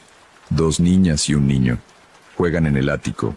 Quieren que vaya a jugar con ellos, pero mamá dice que nunca debo subir al ático. Tragué saliva. Tu mamá tiene razón. No debes subir. Lo sé. Valentina dice que son peligrosos. Miró a su muñeca. ¿Verdad, Valentina? Juró que vi a la muñeca asentir. Solo un pequeño movimiento de la cabeza de porcelana. Pero tenía que haber sido mi imaginación. Tenía que serlo. Las cosas empeoraron en octubre. Una tarde llegué y encontré a Lucía sentada en las escaleras, mirando hacia arriba. ¿Qué pasa?, pregunté. La puerta del ático está abierta. Miré hacia el segundo piso. Había una puerta al final del pasillo superior que nunca había visto abierta. Ahora estaba entreabierta, y una oscuridad profunda emanaba de ella. Voy a cerrarla, dije, aunque cada fibra de mi ser me gritaba que no lo hiciera. Subí las escaleras lentamente. El pasillo del segundo piso era largo y estrecho, con puertas cerradas a ambos lados. Las paredes estaban cubiertas de fotografías antiguas, retratos sepia de personas con expresiones serias, familias posando rígidamente, niños victorianos que parecían mucho mayores de lo que eran. Caminé hacia la puerta del ático. Estaba fría al tacto, inusualmente fría. Desde el otro lado escuché algo, risas de niños, suaves, lejanas, pero inconfundibles. Risas juguetonas, como si varios niños estuvieran corriendo y divirtiéndose. Mi mano tembló en el pomo de la puerta. No subas. Di un salto. Lucía estaba detrás de mí, en el pasillo. No la había escuchado subir. Valentina dice que no debes subir. Ellos quieren que subas, pero no debes hacerlo. ¿Quiénes?, susurré.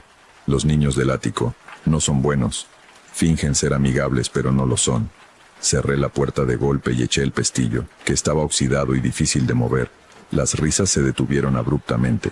Bajamos juntas, y no volví al segundo piso ese día. Esa noche le conté a Beatriz sobre la puerta abierta. Su rostro palideció. ¿La cerraste? Sí. ¿Y echaste el pestillo? Sí. Se dejó caer en una silla, temblando. Gracias, gracias. Esa puerta debe permanecer cerrada, siempre. ¿Qué hay ahí arriba? Se quedó en silencio un largo momento. Finalmente habló. Cuando era niña, vivía aquí con mis padres y mi hermano menor. Un día, mi hermano subió al ático a jugar. Escuchamos que caía, un golpe horrible. Cuando lo encontramos, se le quebró la voz. Cayó por la trampilla del ático, se rompió el cuello. Tenía 7 años. Dios mío, Beatriz, lo siento mucho. Pero eso no es todo. Antes de morir, seguía hablando de los niños que jugaban en el ático. Los niños que lo llamaban. Investigué la historia de la casa. A principios del siglo pasado, 3 niños murieron aquí durante una epidemia de fiebre. 2 niñas y un niño. Fueron encerrados en el ático durante su enfermedad para no contagiar al resto de la familia. Se me puso la piel de gallina. Desde entonces, todos los niños que han vivido en esta casa dicen lo mismo. Ven a los 3 niños, los escuchan jugar, y algunos, tragó saliva, algunos intentan ir a jugar con ellos. ¿Por qué sigues viviendo aquí? Porque no tengo a dónde ir. Esta casa es todo lo que tengo, y mientras mantengamos esa puerta cerrada, mientras no les hagamos caso, Lucía está a salvo. ¿Y Valentina? Beatriz se estremeció al escuchar el nombre. Esa muñeca pertenecía a una de las niñas que murieron en el ático. La encontré cuando limpiaba después de la muerte de mi hermano. Lucía la adoptó cuando tenía 3 años. Desde entonces dice que Valentina le advierte sobre los peligros de la casa. Sé que suena demente, pero... Se frotó los ojos, exhausta. Esa muñeca la ha mantenido a salvo. De alguna forma retorcida creo que Valentina la protege. Debí haberme ido esa noche. Debí haber renunciado y nunca volver. Pero algo me hizo quedarme. Tal vez era el dinero. Tal vez era preocupación por Lucía. O tal vez era una necesidad mórbida de entender. Las siguientes semanas fueron cada vez más perturbadoras. Los fenómenos se intensificaron. No solo pasos, sino puertas que se abrían solas. Objetos que se movían. Sombras que no se correspondían con nada tangible. Y las voces.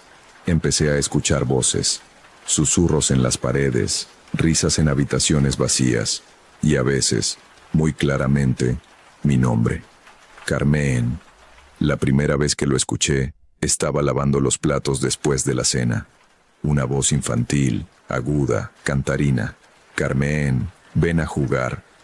Me giré bruscamente. No había nadie. Es solo tu imaginación, me dije, aunque mis manos temblaban. Pero se volvió más frecuente. Varias veces a la semana. Siempre voces de niños. Siempre invitándome a jugar. Siempre viniendo de arriba. Lucía me observaba con esos ojos enormes y oscuros. Te están llamando, decía. Pero no debes ir. Valentina dice que quieren hacerte daño. ¿Por qué? Porque están solos. Porque están atrapados. Y quieren compañía. Una noche, a finales de octubre, algo cambió. Beatriz me llamó. Sonaba enferma, con la voz ronca. Carmen, ¿puedes quedarte hasta más tarde hoy? Tengo que ir al hospital. Algo que comí me cayó mal. No creo que pueda llegar antes de medianoche. ¿Estás segura? ¿No hay alguien más que pueda quedarse con Lucía? No hay nadie más. Por favor, te pagaré el doble. Acepté, aunque algo en mi estómago se revolvió incómodo. Esa noche, después de acostar a Lucía, me quedé en la sala viendo mi teléfono, intentando no pensar en los ruidos de la casa, pero eran imposibles de ignorar.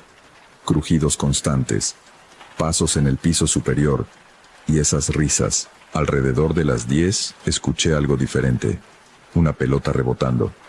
Bote, bote, bote. Venía del segundo piso. Me levanté lentamente del sofá. Mi corazón ya estaba acelerado. Bote, bote, bote. Subí las escaleras. El pasillo superior estaba oscuro, apenas iluminado por la luz que subía desde abajo. La puerta del ático estaba abierta nuevamente. No, susurré. Bote, bote, bote. El sonido venía de arriba, del ático. Y ahora podía escuchar risas también. Claras, fuertes. Niños jugando. Carmen. Me giré. Lucía estaba en el pasillo, con Valentina en sus brazos. ¿Qué haces despierta? Los escuché. Están muy activos esta noche. Algo los ha excitado. Vuelve a la cama, Lucía. No puedo. Tengo que vigilar. Valentina dice que esta noche es peligroso. De repente, la pelota apareció. Rodó desde el ático. Bajó las escaleras del ático con golpes secos y salió por la puerta, deteniéndose a mis pies. Era una pelota antigua de goma roja, agrietada por la edad. Devuélvenosla. La voz venía del ático. Una voz de niño, pero había algo mal en ella. Algo antinatural. Queremos jugar contigo, Carmen. Ven a jugar. No, dije retrocediendo. Por favor, estamos tan solos. Más voces se unieron. 3 voces de niños, hablando al unísono. Ven con nosotros. Quédate con nosotros, para siempre. La temperatura bajó drásticamente. Podía ver mi aliento condensándose en el aire frío. Carmen, no les respondas, dijo Lucía. Cierra la puerta y vuelve abajo. Pero estaba paralizada. Las voces eran hipnóticas, persuasivas. Somos como tú, jóvenes, atrapados. Ayúdanos. Solo sube, solo mira, solo un momento. Mi pie dio un paso hacia la puerta del ático. Entonces Lucía gritó. Valentina dice que no.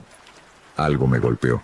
Una sensación física, como si alguien me hubiera empujado. Retrocedí tambaleándome saliendo del trance. Las voces en el ático se volvieron furiosas, distorsionadas. Quédate, tienes que quedarte. Corrí hacia la puerta del ático y la cerré de un golpe.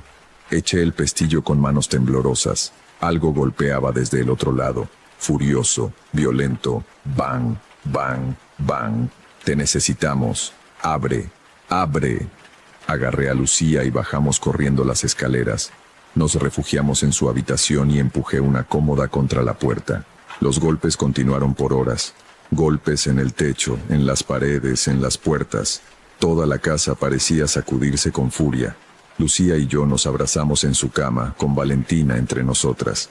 La muñeca de porcelana nos miraba con sus ojos de vidrio, y juro que había algo protector en esa mirada inmóvil. Gracias, Valentina, susurró Lucía. Los golpes finalmente cesaron alrededor de medianoche. Beatriz llegó poco después, pálida y temblorosa. ¿Qué pasó? La casa se siente agitada. Le conté todo. Ella se desplomó en una silla y lloró. Lo siento mucho. No debí dejarte sola aquí de noche. Ellos son más fuertes por la noche, más activos. ¿Por qué no te mudas? ¿Por qué expones a Lucía a esto? Porque no tengo dinero, porque esta es mi única opción, y porque, miró a su hija, Lucía tiene a Valentina, y mientras la tenga, estará a salvo. Esto es una locura. Lo sé, pero es mi realidad. Renuncié esa noche. Le dije a Beatriz que no podía volver, que lo sentía, pero que no podía seguir en esa casa. Ella lo entendió. Me pagó por las semanas trabajadas y me dio un extra. Gracias por cuidar a Lucía, y gracias por cerrar la puerta. Mientras me iba, Lucía me abrazó. Adiós, Carmen. Valentina dice que seas cuidadosa, que algunas cosas pueden seguirte. Esas palabras me dieron escalofríos. Durante semanas después de dejar ese trabajo, tuve pesadillas. Soñaba con el ático, con las voces llamándome, con subir esas escaleras. Y a veces, cuando estaba sola en mi departamento, escuchaba algo, una pelota rebotando. Bote, bote, bote. Muy lejos, casi imperceptible. Pero ahí, pasaron meses. Conseguí otro trabajo, más normal, en una cafetería. Intenté olvidar la casa y todo lo que había vivido ahí. Entonces, un día de febrero, vi a Beatriz en el supermercado. Estaba más delgada, más pálida, más consumida que la última vez que la vi. Beatriz, la llamé. Se giró y me reconoció. Una sonrisa débil apareció en su rostro. Carmen, qué sorpresa. ¿Cómo están? ¿Cómo está Lucía? Su sonrisa se desvaneció. Lucía está bien. Valentina la sigue cuidando. ¿Y tú? Yo... vaciló. Estoy cansada. Esta casa me está matando lentamente. Pero no puedo irme. No tengo a dónde. Quise decirle algo consolador, pero no encontré las palabras. Ten cuidado, Carmen, dijo finalmente. A veces, cuando entras en contacto con ciertas cosas, con ciertos lugares, dejan una marca. No sé si lo sabes, pero la casa te recuerda. ¿Qué significa eso? Significa que si alguna vez vuelves, si alguna vez regresas, ellos te estarán esperando. Y la próxima vez, puede que Valentina no esté ahí para protegerte. Se fue sin decir más, dejándome con un miedo frío instalado en el pecho. Han pasado años desde entonces. Nunca volví a esa casa. Nunca volví a ver a Beatriz o a Lucía. Pero a veces, en noches muy tranquilas cuando estoy sola, aún escucho algo. Risas de niños, lejanas, apenas audibles. Pero ahí, y sé que de alguna forma, en algún lugar, esos niños del ático siguen esperando. Siguen esperando que alguien suba, que alguien se quede, para siempre. Eso es todo lo que Carmen quiso compartir conmigo. Dice que desde entonces evita las casas antiguas y que nunca volvió a trabajar como niñera. A veces me pregunto qué habrá sido de Lucía y de su madre, si todavía viven en esa casa con sus secretos y sus sombras. Si esta historia te impactó, déjame saber qué piensas en los comentarios. Y si alguna vez has trabajado en un lugar donde sentiste que no estabas solo, me encantaría leer tu experiencia. Cuídate mucho y que tengas una noche tranquila.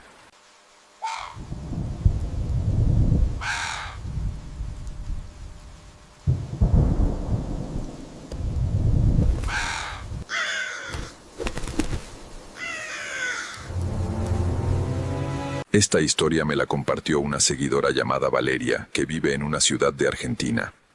Lo que vivió hace 2 años la marcó tanto que tuvo que mudarse de la casa donde ocurrió todo. Si alguna vez has usado un tablero Ouija, si has jugado con invocaciones pensando que era solo diversión, o si has abierto puertas que no sabías cómo cerrar, me encantaría conocer tu experiencia en los comentarios. Estas historias me recuerdan que hay cosas que es mejor dejar en paz. Ahora, esto es lo que le pasó a Valeria y a sus compañeros de departamento cuando decidieron experimentar con algo que no comprendían. Tenía 23 años cuando me mudé al departamento. Era perfecto para lo que necesitaba, céntrico, barato, lo suficientemente grande para compartir con 2 compañeras de cuarto. Estaba en un edificio antiguo de principios del siglo XX, con techos altos, molduras de yeso en las paredes y esa sensación de historia que tienen los lugares viejos. Mis compañeras de cuarto eran Lucía y Martina. Lucía estudiaba psicología, era práctica y escéptica de todo lo sobrenatural. Martina estudiaba historia del arte, era más espiritual, leía sobre esoterismo y tenía una colección de cristales y cartas de tarot en su habitación. El departamento tenía una particularidad, un sótano al que se accedía por una puerta en la cocina. No era común en los edificios de la zona, pero al dueño le había parecido útil cuando el edificio se construyó. Bajabas por unas escaleras de madera que crujían con cada paso, y llegabas a un espacio frío, húmedo, con paredes de ladrillo expuesto, y un olor a tierra que nunca desaparecía completamente. Lo usábamos para guardar cosas que no necesitábamos, maletas viejas, cajas de libros, adornos navideños. Nadie le prestaba mucha atención, era solo un sótano. Todo comenzó en octubre. Martina había conseguido un tablero Ouija en una tienda de antigüedades. Era viejo, con letras grabadas en madera oscura, y una plancheta de vidrio biselado. Estaba emocionada con él. «Es auténtico», decía, pasando sus dedos por las letras desgastadas. De principios de 1900, imaginen todas las sesiones que habrá tenido. Lucía puso los ojos en blanco. «Es un juego de mesa manufacturado. No tiene ningún poder real». «Solo hay una forma de saberlo», dijo Martina con una sonrisa. «¿Lo probamos?» Yo no era creyente ni escéptica. Estaba en algún punto intermedio. La idea me intrigaba, pero también me ponía un poco nerviosa. Había escuchado historias sobre tableros Ouija. Todo el mundo las había escuchado. «No sé», dije dudando. «¿No hay reglas? ¿Cosas que no debes hacer?» «Claro», respondió Martina. «Nunca usarlo solo. Siempre despedirse al terminar. Nunca dejar que el espíritu cuente hacia atrás o recorra el alfabeto. Y nunca, nunca preguntar sobre tu propia muerte». «¿Ven cómo es ridículo?», interrumpió Lucía. «Si fuera real, ¿por qué vendría con manual de instrucciones? Los espíritus no siguen reglas de un juego de mesa». «Entonces no hay riesgo en intentarlo», contraatacó Martina. «Si no es real, no pasará nada. Si es real, tendremos una experiencia increíble». Lucía suspiró. «Está bien, lo haré, pero solo para demostrar que no pasa nada». Esa noche, después de la medianoche, nos sentamos las tres alrededor de la mesa del comedor. Martina apagó todas las luces excepto una vela en el centro de la mesa. El ambiente era apropiadamente teatral. Colocamos el tablero entre nosotras. Pusimos nuestros dedos ligeramente sobre la plancheta, apenas tocándola. «¿Hay alguien aquí?», preguntó Martina con voz solemne. Nada pasó.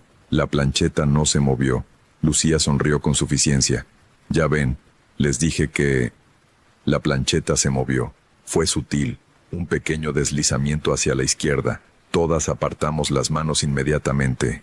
«¿Quién hizo eso?», preguntó Lucía, mirándome a mí y luego a Martina. «Yo no», dije honestamente. «Yo tampoco», dijo Martina, aunque sus ojos brillaban de emoción. «Preguntemos de nuevo». Volvimos a colocar los dedos sobre la plancheta. Mi corazón latía más rápido de lo normal. «¿Hay alguien aquí que quiera comunicarse con nosotras?», preguntó Martina nuevamente. Esta vez el movimiento fue claro e intencionado. La plancheta se deslizó hacia sí en la esquina superior del tablero. Lucía abrió la boca para protestar, pero Martina continuó rápidamente. «¿Cómo te llamas?». La plancheta comenzó a moverse, deletreando lentamente «M-A-L-A-C-H-I». «Malaki», leyó Martina en voz alta. «¿Eres un espíritu que vivió aquí?». La plancheta fue a no. «¿Por qué estás aquí entonces?». «L-L-A-M-A-D-O». Un escalofrío recorrió mi espalda. «¿Llamado por quién?», pregunté antes de poder detenerme. «P-O-R-U-S-T-E-D-E-S». Las tres nos miramos. La vela entre nosotras parpadeó a pesar de que no había corriente de aire. «Esto es ridículo», dijo Lucía, pero su voz sonaba menos segura. «Una de ustedes lo está moviendo. No somos nosotras», insistí. Y era verdad. Podía sentir la plancheta moviéndose bajo mis dedos con una fuerza independiente. «Malachi», dijo Martina, «¿qué quieres?». La respuesta fue lenta, deliberada. «S-A-L-I-R». «¿Salir de dónde?», preguntó Martina. «A-B-A-J-O». Las tres miramos hacia la puerta del sótano en la cocina. «No», dije inmediatamente, «no, terminemos esto ahora». Pero Martina estaba fascinada. ¿Estás en nuestro sótano? S.I. ¿Cuánto tiempo has estado allí? M-U-C-H-O-T-I-E-M-P-O. ¿Quién te puso allí? E-L-L-O-S. M-E-N-C-E-R-R-A-R-O-N. Lucía apartó las manos del tablero. Ya, esto es demasiado. Claramente Martina lo está dirigiendo para asustarnos. No lo estoy haciendo, protestó Martina. Yo también quería apartar las manos, pero algo me detenía. Una curiosidad morbosa. Una necesidad de saber. ¿Quiénes te encerraron?, pregunté. L-O-S-Q-U-E-S-A-B-I-A-N-L-O-Q-U-E-E-R-A. ¿Y qué eres?, preguntó Martina. La plancheta se detuvo. Por un momento pensé que la sesión había terminado, pero entonces comenzó a moverse de nuevo. Más rápido, más agresivo. D-E-M-O-N-I-O. La vela se apagó. Las tres gritamos. Yo salté de la silla tan rápido que se volcó detrás de mí. Martina tropezó hacia atrás.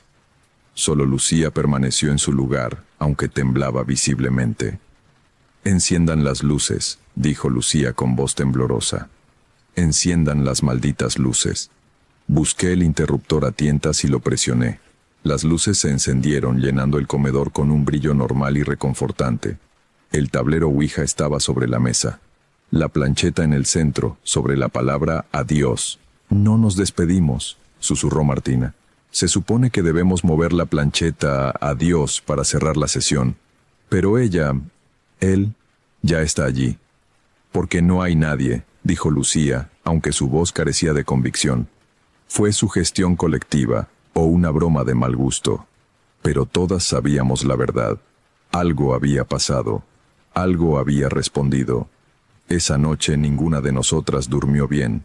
Yo me quedé despierta en mi cama, escuchando los sonidos normales del edificio viejo que ahora parecían siniestros. Cada crujido, cada susurro del viento, cada vibración de las tuberías, y desde abajo, desde el sótano debajo de la cocina, ocasionalmente escuchaba algo más, como un rasguño, como si algo con uñas largas arrastrara sus dedos contra madera. A la mañana siguiente, ninguna de nosotras mencionó lo sucedido. Era como si tuviéramos un acuerdo silencioso de pretender que nunca había pasado. Martina guardó el tablero Ouija en su armario. «No lo usaremos más», fue todo lo que dijo. Pero ya era demasiado tarde. Ya habíamos abierto la puerta. Los incidentes comenzaron sutilmente. Cosas pequeñas que podían explicarse racionalmente si te esforzabas lo suficiente. Objetos que desaparecían y reaparecían en lugares extraños. Mi teléfono que dejaba en mi habitación aparecía en la cocina. Los lentes de Lucía que estaban en su mesa de noche amanecían en el baño. Las llaves de Martina dentro del refrigerador. «Se están olvidando dónde ponen las cosas», decía Lucía. «Estrés de exámenes». Pero todas sabíamos que no era eso. Luego comenzaron los olores. A veces, sin razón aparente, el departamento olía a azufre. Un olor acre y penetrante que hacía arder los ojos. Revisábamos las tuberías, la estufa, todo. No encontrábamos la fuente. Y tan repentinamente como aparecía, desaparecía. Y estaban los ruidos del sótano. Ahora los escuchábamos constantemente. Durante el día, durante la noche. Rasguños, golpes. A veces, algo que sonaba como pasos pesados subiendo las escaleras de madera. Pero cuando abríamos la puerta para verificar, no había nada. Solo oscuridad y ese olor a tierra húmeda. Una noche, 2 semanas después de la sesión con el tablero, Lucía bajó al sótano a buscar unos libros que había guardado allí. Volvió corriendo, pálida como un fantasma, tropezándose en las escaleras. «Hay algo allí abajo», jadeó. «Hay algo en el sótano». «¿Qué viste?», preguntó Martina. «No lo vi. Lo sentí. Alguien me tocó. En la oscuridad. Sentí una mano fría en mi hombro. Y escuché una voz. Un susurro en mi oído». «¿Qué dijo?», pregunté, aunque no estaba segura de querer saber. Lucía nos miró con ojos llenos de miedo. Dijo: «Gracias por dejarme salir». Esa noche cerramos la puerta del sótano con llave. No que pensáramos que una cerradura detendría algo sobrenatural, pero nos hacía sentir mejor, más seguras. No funcionó. Los incidentes escalaron. Ya no eran sutiles ni ambiguos. Nos despertábamos a las 3 de la mañana con todos los grifos de agua abiertos. El departamento se inundaba mientras dormíamos. Los electrodomésticos se encendían solos. La televisión a máximo volumen. La licuadora rugiendo en la cocina vacía. El horno encendido sin que nadie lo tocara. Y las sombras. Dios, las sombras.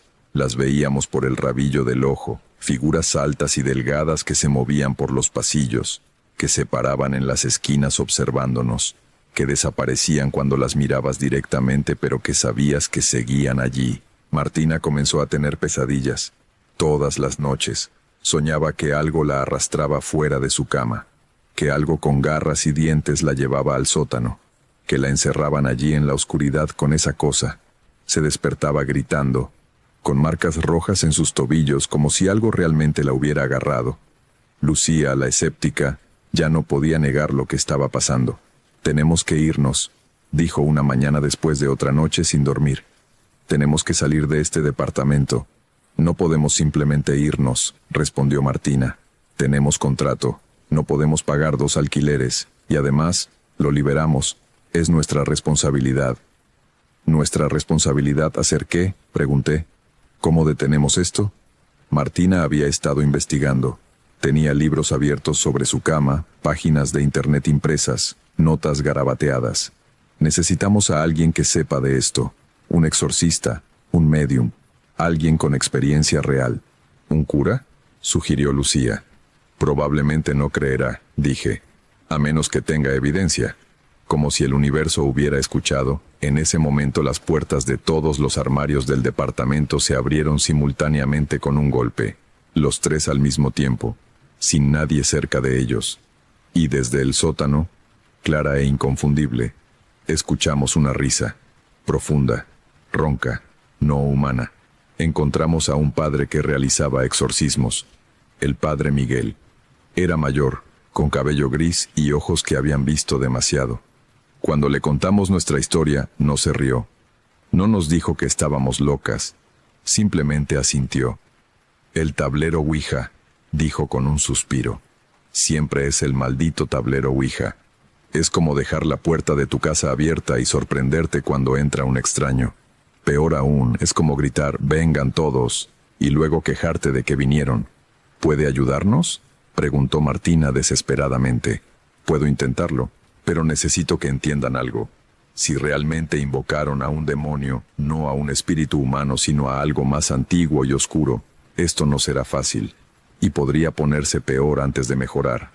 Vino al departamento esa misma noche. Traía una maleta con sus implementos, una Biblia vieja, agua bendita, sal consagrada, una cruz de plata y varios rosarios. Primero bendijo todas las habitaciones, roció agua bendita en cada esquina, dibujó cruces con aceite consagrado en cada entrada. Rezó en latín, su voz firme y autoritaria. Cuando llegó a la puerta del sótano, se detuvo. Puso su mano sobre la madera y cerró los ojos. «Está allí abajo», dijo. «Puedo sentirlo. Antiguo, hambriento, enojado». «¿Enojado por qué?», pregunté. «Por haber estado encerrado. Alguien hace mucho tiempo lo atrapó allí abajo. Lo sé yo. Probablemente un sacerdote o alguien con conocimiento. Pero ustedes rompieron el sello, con su tablero, con su invitación. Le dieron permiso para moverse de nuevo. Abrió la puerta del sótano. Las escaleras descendían hacia la oscuridad completa. Ni siquiera la luz del departamento parecía penetrar más allá de los primeros escalones. «Quédense aquí», ordenó el padre Miguel. «No importa qué escuchen, no importa qué vean, no bajen». Descendió por las escaleras con su cruz sostenida frente a él. Escuchamos sus pasos en la madera, luego el sonido de sus pies tocando el piso de tierra del sótano. Silencio. Esperamos.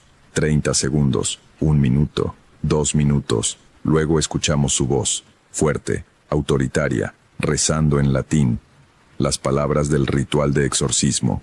Y entonces todo el infierno se desató.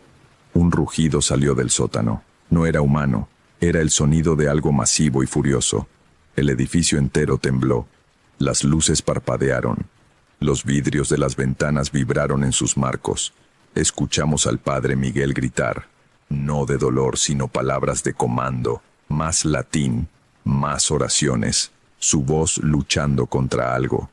En el nombre de Cristo te ordeno que salgas. Otra rugido, más fuerte, más cercano. Las tres nos abrazamos, aterrorizadas, mirando fijamente la puerta del sótano. Y entonces algo subió las escaleras. No eran pasos normales. Era algo arrastrándose, algo pesado, algo que hacía gemir la madera bajo su peso.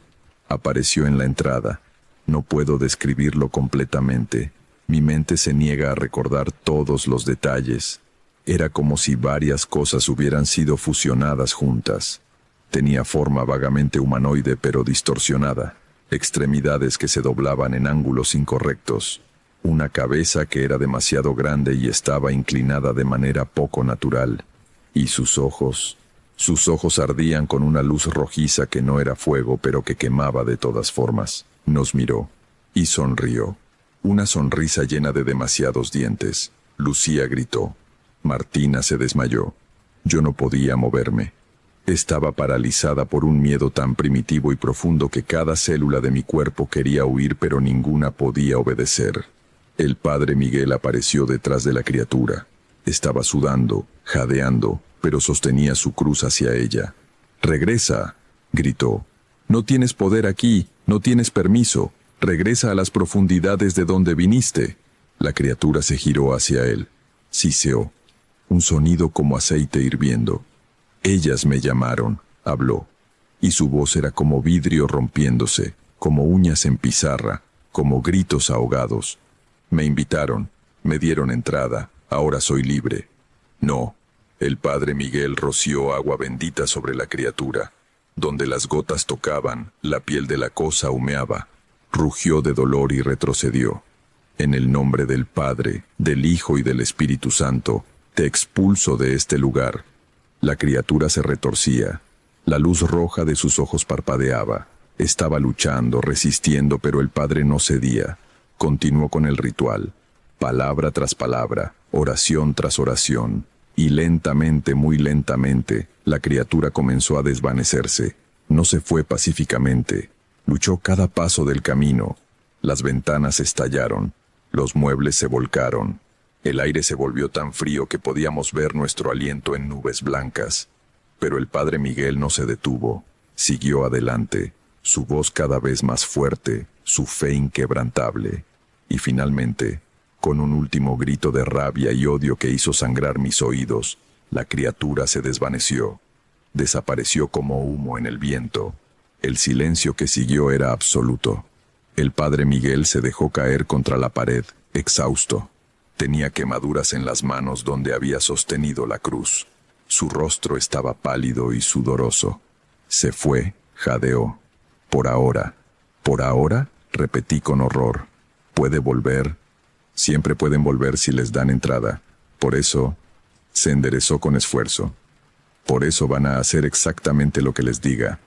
Pasamos las siguientes horas siguiendo sus instrucciones al pie de la letra. Sellamos el sótano. No solo con la puerta. El padre Miguel pintó símbolos de protección en el marco, roció sal consagrada a lo largo del umbral, clavó medallas benditas en la madera, y rezó sobre ella palabras de sellamiento que dijo que mantendrían a cualquier cosa del otro lado. «Nunca», dijo con severidad, «nunca abran esta puerta de nuevo. No importa qué escuchen del otro lado. No importa si creen que alguien está atrapado allí. No abran. Este sello solo funciona si permanece intacto». Luego bendijo todo el departamento de nuevo, cada habitación, cada rincón. Dejó rosarios benditos colgados en cada entrada. «El tablero», dijo finalmente. «¿Dónde está?». Martina lo sacó de su armario con manos temblorosas. El padre Miguel lo tomó y salimos todos al patio trasero del edificio. Allí, en un barril de metal, lo quemó. El tablero y la plancheta. Los observamos arder hasta que no quedó nada más que cenizas. «¿Qué era?», preguntó Martina con voz pequeña. «¿Qué invocamos realmente?». El padre Miguel suspiró. «No lo sé exactamente. Hay muchas cosas en la oscuridad, muchos demonios, muchas entidades. Era viejo, poderoso, Había estado atrapado allí abajo probablemente desde que se construyó el edificio. Alguien con conocimiento lo encerró allí. Tal vez el constructor original. Tal vez encontró algo en el terreno cuando excavó los cimientos y supo que debía contenerlo. Lo selló en el sótano con rituales apropiados. Y permaneció allí, dormido, hambriento, esperando, hasta que nosotras... No pude terminar la frase. Hasta que ustedes le dieron una invitación abierta, terminó él. El tablero Ouija no invoca, es un teléfono, y ustedes marcaron un número sin saber a quién llamaban. Él respondió, y cuando dijo su nombre, cuando interactuaron con él, le dieron el permiso que necesitaba para comenzar a liberarse. ¿Y ahora?, preguntó Lucía. ¿Estamos a salvo? Por ahora sí. El sello sostendrá, pero les recomiendo que se muden. Este lugar siempre tendrá una sombra. Siempre habrá algo esperando del otro lado de esa puerta. ¿Por qué vivir con eso si pueden evitarlo? Tenía razón. Rompimos nuestro contrato de alquiler, pagamos la penalización y nos mudamos antes de que terminara el mes. El dueño estaba confundido, pero no discutió cuando vio nuestra determinación. Le advertimos sobre el sótano. Le dijimos que nunca debía abrirse. No sé si nos creyó. Probablemente pensó que estábamos locas. 2 meses después, vi una noticia. El edificio donde habíamos vivido estaba siendo evacuado. Había habido incidentes. Varios inquilinos reportaron actividad paranormal, objetos moviéndose, ruidos inexplicables. Uno de los residentes había sido hospitalizado por un ataque de nervios después de afirmar que algo lo había atacado en su departamento. Llamé al padre Miguel y le conté. «Alguien abrió la puerta», dijo simplemente. «Alguien rompió el sello, y ahora él está libre de nuevo». ¿No puede hacer algo? Podría, pero sin saber quién le dio permiso esta vez, sin su cooperación, es difícil. Y además, hay límites a cuántas veces podemos sellar la misma cosa. Eventualmente, los sellos se debilitan. Eventualmente, algo tan antiguo y poderoso encontrará su camino hacia afuera. ¿Qué pasará entonces? Entonces se moverá a otro lugar, encontrará otro sótano, otra oscuridad donde esconderse y esperar, y el ciclo comenzará de nuevo. Colgué sintiéndome enferma. Han pasado 2 años desde entonces. Ya no vivo en esa ciudad. Me mudé a otro lugar. Comencé de nuevo. Traté de dejar todo atrás, pero todavía tengo pesadillas. Todavía veo esa criatura en la entrada del sótano. Todavía escucho su voz como vidrio rompiéndose diciendo, «Ellas me llamaron». Martina fue a terapia durante 1 año. Ya no habla de lo esotérico. No tiene cristales. No lee cartas. Quemó todos sus libros sobre ocultismo. Lucía irónicamente se volvió creyente. Ahora va a la iglesia cada domingo. Lleva un rosario. Tiene agua bendita en su apartamento. Dice que después de ver lo que vio, necesita creer que hay una fuerza opuesta, que hay protección disponible. Yo estoy en algún punto intermedio.